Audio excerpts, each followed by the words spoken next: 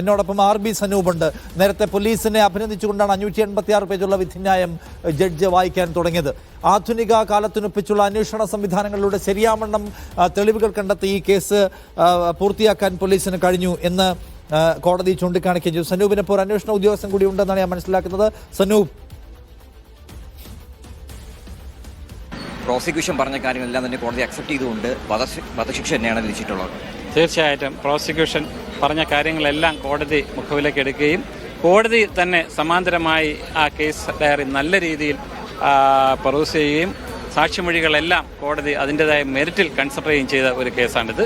അതുകൊണ്ട് തന്നെ prosecution argue ചെയ്യാത്ത പോലും കോടതി ഇതിനകത്തുണ്ടായി. അത് കോടതിയാണ് പറഞ്ഞത് 307 വകുപ്പും കൂടി ഉണ്ടായിരുന്നു. എന്തുകൊണ്ട് വധശ്രമം ചുമത്തിയില്ല എന്നായിരുന്നു കോടതി ചോദിച്ചത്.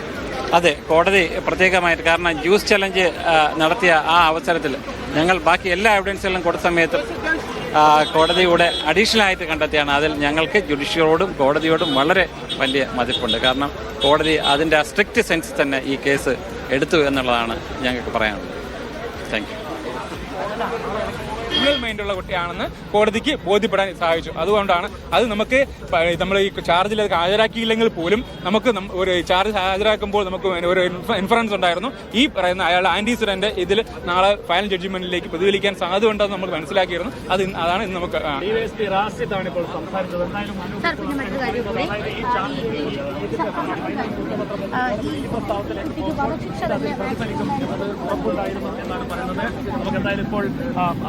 പ്രോസിക്യൂട്ടർ ഇപ്പോൾ സംസാരിക്കുന്നത്. നമുക്ക് അദ്ദേഹത്തിന്റെ വാക്കുകളിലേക്ക്